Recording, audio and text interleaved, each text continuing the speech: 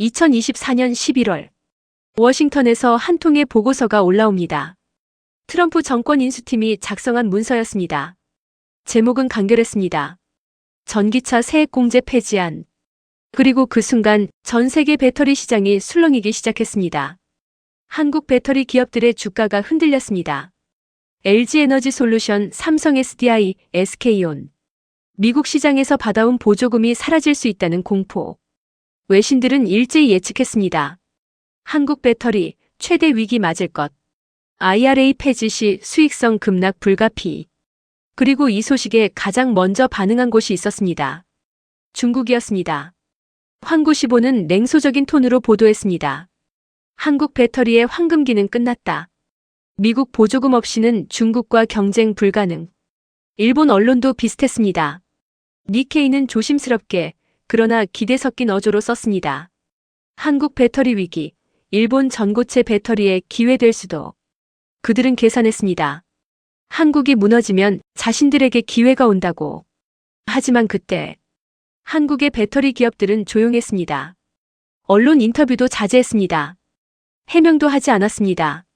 그저 담담하게 한 문장만 반복했습니다. 우리는 준비되어 있습니다. 그리고 2025년 1월 블룸버그가 단독 보도를 냅니다. 현대차 LG에너지솔루션 미국 내 LFP 배터리 합작 생산 라인 검토 중. LFP 리튬 인산철 배터리. 중국이 그토록 자랑해온 저가형 배터리 시장의 주력 기술.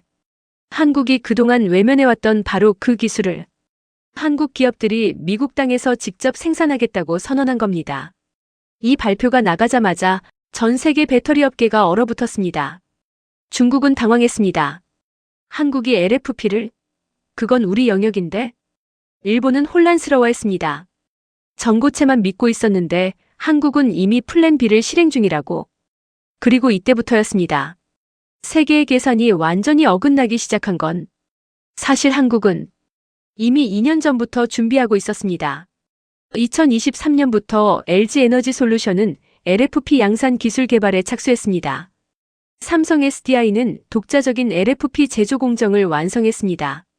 SK온은 중국산보다 20% 이상 에너지 밀도를 높인 차세대 LFP 시제품을 공개했습니다. 보조금이 사라질 것을 예측한 게 아니었습니다. 보조금이 없어도 살아남을 구조를 만들고 있었던 겁니다. 그리고 한국이 내놓은 LFP는 중국산과 차원이 달랐습니다. 중국산 LFP 배터리는 저렴했습니다. 하지만 문제가 많았습니다. 화재 사고, 충전 속도, 수명. 미국의 자동차 기업들은 이미 경험했습니다. 중국산 LFP를 탑재한 차량에서 잇따라 발생한 사고들을. 2024년 여름 포드의 CEO 짐 팔리는 CNBC 인터뷰에서 이렇게 말했습니다. 중국산 전기차는 위협이지만 우리가 택할 파트너는 아니다. 수익성과 안전성을 모두 고려하면 한국과의 협력이 훨씬 유리하다. 이건 단순한 립서비스가 아니었습니다. 실제로 포드는 한국 배터리 기업들과의 계약을 확대하고 있었습니다. GM도 마찬가지였습니다. 테슬라조차 한국산 배터리 비중을 늘렸습니다. 이유는 명확했습니다. 중국산은 쌌지만 믿을 수 없었고 한국산은 비쌌지만 검증되어 있었습니다. 그리고 이제 한국이 LFP까지 만들기 시작했습니다. 가격 경쟁력도 확보하면서 기술 신뢰도까지 유지하는. 중국은 계산이 완전히 꼬였습니다. 한국이 LFP 시장까지 진출하면 우리 입지는? 환구시보의 논조가 바뀌기 시작했습니다. 비아냥에서 경계로, 경계에서 불안으로. 한국 배터리, 미국 IRA 폐지에도 불구 시장 점유율 확대 예상. 그들이 가장 두려워한 건 이거였습니다. 보조금이 사라져도 한국은 살아남는다는 것. 아니, 오히려 더 강해진다는 것. 일본은 더 복잡한 심정이었습니다. 그들에겐 전고체 배터리라는 카드가 있었습니다. 도요타를 비롯한 일본 기업들은 수년간 전고체 배터리 개발에 집중했습니다. 언젠가 전고체가 상용화되면 배터리 시장은 우리 차지다. 하지만 현실은 냉혹했습니다. 2025년 초 니케이가 분석 기사를 냈습니다. 제목이 충격적이었습니다. 일본 배터리 기술, 한국과 2년 이상 격차. 기사 내용은 더 참담했습니다. 전고체 배터리 상용화는 최소 2030년 이후 가능. 그 사이 한국은 이미 LFP, NCM, 전고체 전 영역을 석권할 것. 일본 네티즌들의 반응은 뜨거웠습니다. 야후 재팬 댓글란이 불타올랐습니다. 우리가 전고체만 바라보는 동안 한국은 모든 걸 준비했다.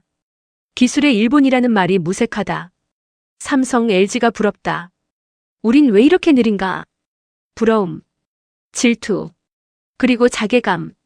한국은 말이 없었습니다. 그저 공장을 지었습니다. 미국에, 유럽에, 인도네시아에, 폴란드에, 헝가리에 2026년 산업통상자원부가 발표한 로드맵이 있습니다. K-배터리 3사 2026년 하반기부터 LFP 본격 양산 돌입. 연간 생산 목표는 100GWh. 전 세계 전기차 200만 대를 커버할 수 있는 물량. 그리고 이 배터리들은 모두 미국과 유럽의 공급망 안에서 생산될 예정이었습니다. 중국산은 배제되었습니다. 아니, 배제될 수밖에 없었습니다. 미국과 유럽이 원한 건 단순한 배터리가 아니었습니다. 신뢰할 수 있는 공급망 안에서 생산된 배터리였습니다. 그리고 그 공급망의 중심에 한국이 서 있었습니다.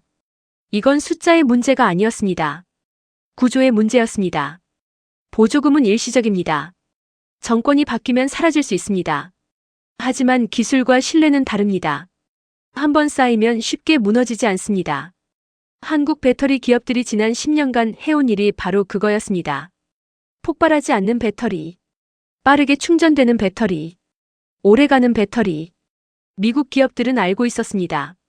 GM의 볼트 화재 사건 이후, 포드의 리콜 사태 이후, 테슬라의 품질 논란 이후 그들이 선택할 수 있는 파트너는 사실상 하나뿐이라는 걸.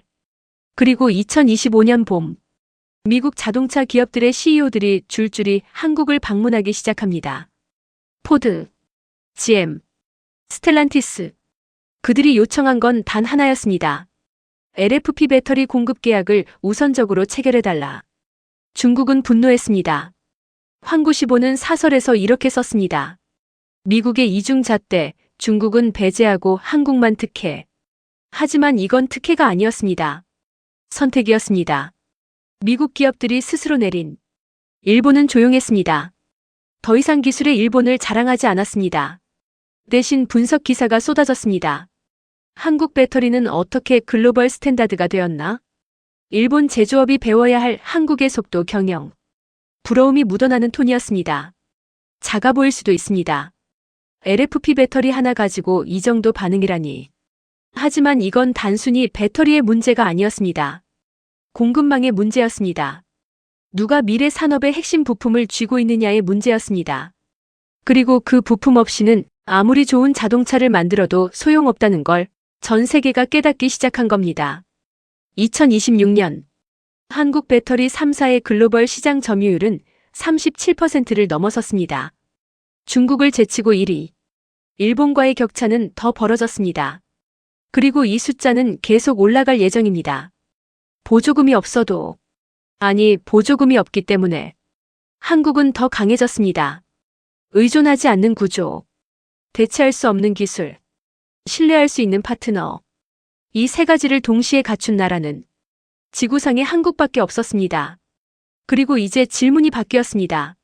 한국 배터리가 살아남을 수 있을까? 에서 한국 배터리 없이 우리가 살아남을 수 있을까? 로 1년 뒤 2027년 배터리 시장은 어떤 모습일까요? 한국이 LFP 시장까지 장악한 뒤 중국과 일본은 어떤 선택을 할까요?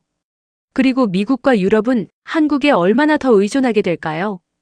다음 편에서는 전고체 배터리 시장에서 벌어지고 있는 또 다른 전쟁 이야기를 다뤄보겠습니다. 여러분은 어떻게 생각하시나요? 한국 배터리의 진짜 경쟁력은 무엇이라고 보시나요? 댓글로 의견 남겨주세요.